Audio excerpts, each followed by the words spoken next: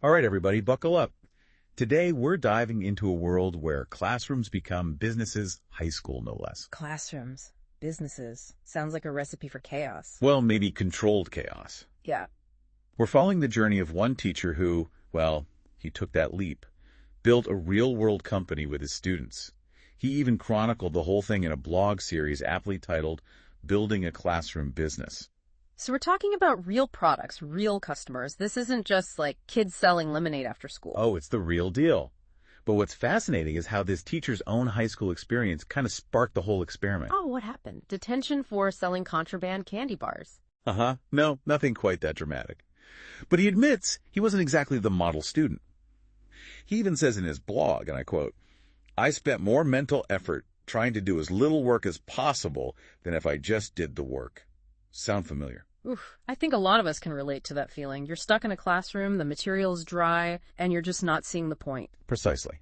And he picked up on that as a teacher. Now, a few years before this whole business venture, he'd actually dipped his toes into this kind of teaching. He facilitated a student-run business, website design, video production. They even raised money for scholarships. Okay, so not his first rodeo, but what does that have to do with $150 steak dinners? Well, that's the thing. They celebrated their success with a fancy steak dinner, $150 a plate. $150 for high schoolers. Someone got carried away. It definitely raised some eyebrows in the administration, but it highlights something crucial. This teacher understood that celebrating achievements, big or small, is huge for motivation. Fast forward, he's at a new school, wants to give this whole business thing another shot. But this time, no pressure, no extra credit. He just piques their curiosity with some thought-provoking questions. Oh, I like that approach. No pressure, just genuine intrigue. So what were these questions? He hasn't revealed them all, but he emphasizes they were totally optional. He basically wanted to attract those students who were already naturally curious and driven. Smart move. Weed out the ones just looking for an easy grade bump. Exactly. And then in their very first meeting, he lays it all out there. "I have no idea what I'm doing," he tells them, "but if you're game, I'd love your help figuring it out." Talk about vulnerability. Whoa, that's a bold move. Imagine hearing that from your teacher on day one. Right. But think about it, that kind of honesty instantly builds trust. It creates this space where everyone's on the same playing field, ready to experiment and embrace the what if. And that's where the real magic happens. So you've got this room buzzing with energy, students ready to dive in. But how do they even begin? Going from a classroom to like an actual business seems like a big leap. It is, but that's where this EdCorp thing comes in. It's not just about throwing ideas at the wall and hoping something sticks. It's a whole framework for building a company, specifically designed for a classroom setting. EdCorp, huh? So, well, like Education Corporation. Bingo.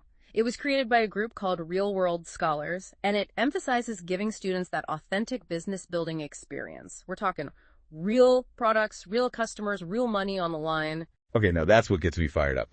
But with all the possibilities, where do they focus their energy? They dove headfirst into design thinking. You know, that problem-solving approach used by companies like, Apple, Google, those big dogs. Okay, design thinking. I've heard the term. But how do you even apply that in a high school classroom? It's about breaking it down into manageable steps. They used it for everything, from brainstorming business models to, yep, you guessed it, picking pizza toppings for their meetings. Pizza-fueled brainstorming. I can get behind that. Yeah. But let's get real. Did they manage to attract clients? Or was this mostly just like a simulation? Oh, no. They were all in on finding clients. Went beyond just asking their families for favors, too. Tapped into local networks, contacted businesses, even used this platform called Nepris. Nepris. Sounds vaguely familiar. What's that about? It's like a virtual connection hub for classrooms and experts from various industries. They got to chat with a real-life startup guru. Imagine that, getting advice from someone who's actually been there, done that. Well, that's pretty cool. Direct line to the pros. Speaking of pros, he mentioned that laser-engraved coaster company, PGE Design. What's their connection? They connected with them too, gained valuable insights from a successful local business. The teacher really emphasized the importance of learning from others' experiences. Makes sense why reinvent the wheel when you can learn from those who's already paved the way. But with all this focus on, like, the businessy stuff, did they have time for the softer skills? Oh, absolutely. The teacher was adamant about that. He even mentioned in his blog that a whopping 85% of financial success is actually linked to, get this, communication and leadership skills. 85%? Wow, that's a lot higher than I would have guessed. Kind of makes you think, huh? It does. You can have the most brilliant business plan, the most innovative product, but if you can't communicate your vision, build relationships, work as a team, forget about it. Totally. Those so-called soft skills are really what make or break you in any field, not just business. Exactly. And this teacher clearly understood that, wanted to equip his students with a well-rounded skill set, setting them up for success beyond the classroom, which, let's be real, is what it's all about. So we've got the framework, the eager students, but what about the name? Did they land on something catchy for this entrepreneurial endeavor? Oh, they did. They went with the Grit9 design. And the story behind the name is pretty cool. They didn't just want some generic, instantly forgettable label. Grit9 design. I like it. It's got a ring to it. But a name alone doesn't equal success. What about clients? Did they manage to get things rolling? They dove headfirst into the real deal. Elected officers mapped out a whole business model canvas. They even brought in local business owners as judges for their applications. Kept it anonymous, though. Anonymous judges. Yeah. Keeping it fair. I see what they did there. And they narrowed down their services, focused on web design and photo digitization. Smart move. Play to your strengths. Yeah. So they were laser focused, but did they actually manage to, get any bites? Well, the teacher admits to some initial anxieties, the whole what if nobody hires us thing. Oh, I feel that. Putting yourself out there, especially with a brand new venture, it can be nerve-wracking. For sure. He actually tells this funny story about trying to sell pumpkins with his siblings as kids, classic childhood entrepreneurship. Oh yeah, lemonade stands, car washes, pumpkin selling. Been there. And of course, who was their first customer? Grandma to the rescue.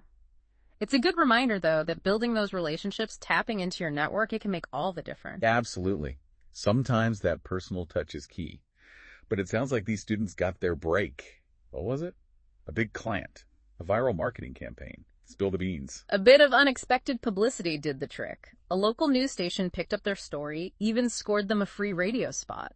Suddenly, the floodgates opened. Potential clients lining up. The teacher describes it as this huge dopamine rush. And it's clear that seeing his students succeed was a massive win for him, too. That's awesome. It's amazing what a little bit of good news can do, right? But beyond the excitement, what's the big takeaway here? What can we learn from this teacher's classroom-turned-business experiment?